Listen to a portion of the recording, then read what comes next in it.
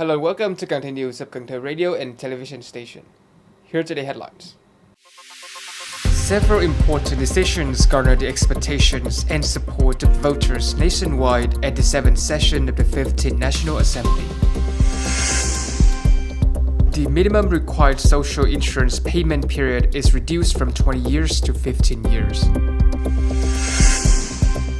Overview of the tourism sector of Cần Thơ City in the first half of 2024. Top news today. The 15th National Assembly recently concluded its 7th session, making several important decisions. Among these was a decision to implement salary reform, a measure that had garnered the expectation and support of voters nationwide.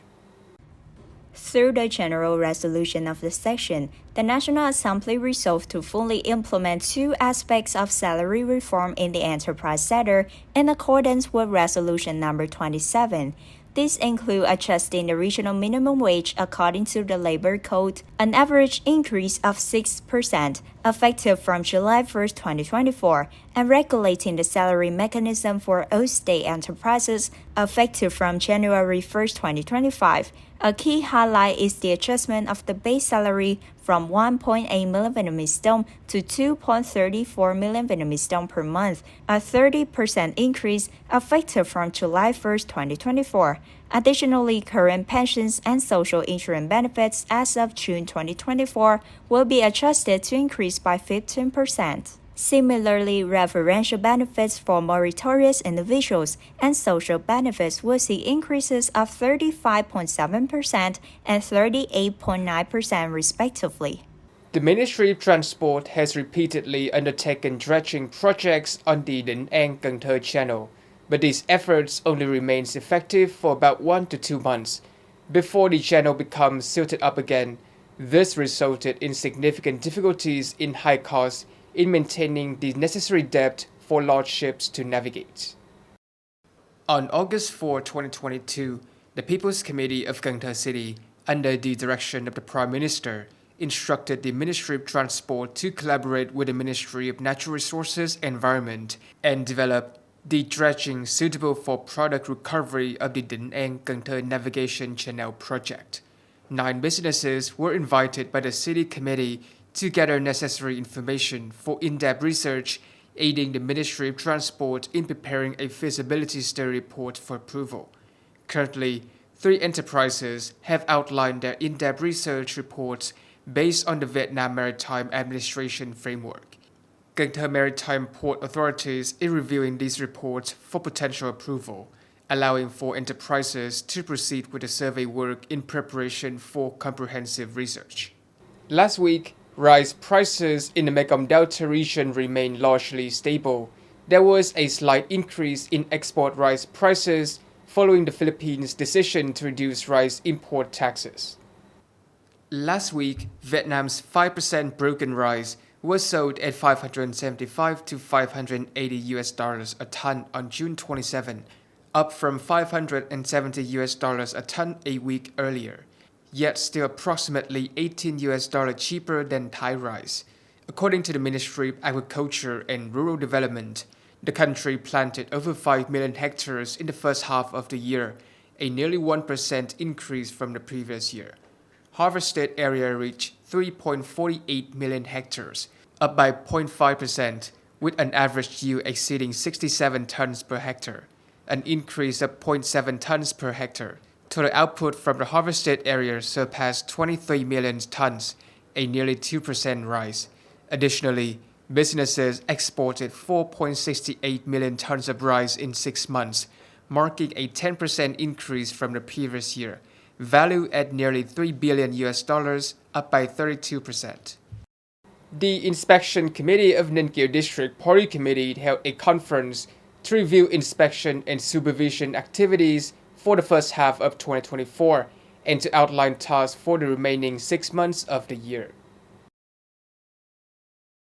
In the past 6 months, affiliated party committees at all levels have implemented 71 inspection and supervision plans for 2024, focusing on various areas including directive implementation, party resolutions, state laws, party charter adherence, democratic regulations in agencies, anti-corruption efforts, ethical training for cadres, and promotion of Ho Chi Minh's ideology. They have also supervised 95 party organizations with 6,263 members, while higher-level inspection committees oversaw 162 organizations with 8,268 members. This effort resulted in disciplinary actions against one party organization and 18 party members.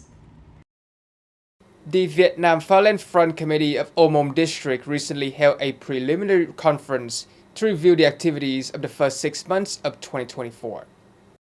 In the past 6 months, alongside propaganda efforts, all levels of Ô Môn District Fatherland Front coordinated with members' organizations to advance the All People Unite to Build New Rural Areas and Civilized Urban Areas campaign. This initiative mobilized residents to repair and upgrade 5,660 meters of roads, costing over 1 billion Vietnamese dong and involving nearly 1,900 days of community labor. The district also responded to the National Erase Temporary and Dilapidated Houses emulation movement by constructing 32 Great Solidarity houses valued at 1.92 billion Vietnamese dong. Additionally, over 20,000 gifts and 9.5 tons of rice were distributed to impoverished households, amounting to more than 8 billion Vietnamese dong during holidays and Tết. At the 7th session, the National Assembly passed amendments to the social insurance law. Compared to the 2014 version, the revised law includes several significant changes aimed at achieving major goals. The amended law on social insurance passed during the 7th session of the National Assembly makes pension eligibility easier by reducing the minimum required social insurance payment period from 20 years to 15 years. It also ensures that individuals who do not meet pension eligibility criteria and are not old enough for social pension benefits receive monthly benefits and state-funded health insurance if they have passed social insurance. Additionally, the law increases the one-time retirement allowance by providing an additional 2 months of average salary for each year of social insurance payment beyond the retirement age, if the total payment period reaches at least 75% of the salary rate. In the first half of 2024, tourism in Cần Thơ City has continued to grow, with revenue rising by 11% year-on-year. In the first 6 months of 2024, Cần Thơ City welcomed and served 3.73 million visitors, marking a 5% increase compared to the same period last year, and achieving 61% of the annual target. This included approximately 1.7 million guests, a 7% increase over the same period. Tourism revenue reached 3,321 billion Vietnamese dong, an 11% increase over the same period, achieving 55% of the annual plan. These positive results are attributed to the city's organization of large-scale cultural, festival, and culinary events that attract numerous domestic and international tourists. Additionally, city authorities and tourism businesses have consistently focused on improving the quality of their offerings to ensure an appealing and safe experience for visitors to Cần Thơ City. According to official data released by the General Statistics Office on June 29, in the first 6 months of 2024, Vietnam welcomed over 8.8 million international visitors, representing a growth of more than 4% compared to the same period in 2019, before the COVID-19 pandemic.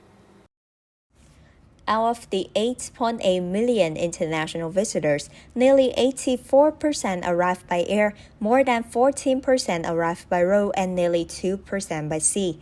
During the same 6-month period, 2.6 million Vietnamese nationals traveled abroad, marking an increase of over 11% compared to the previous year.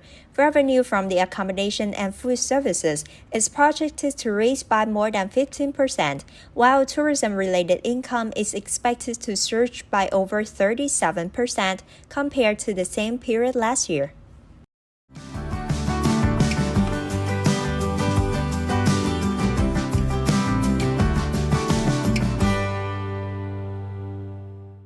Coming up next is the weather forecast.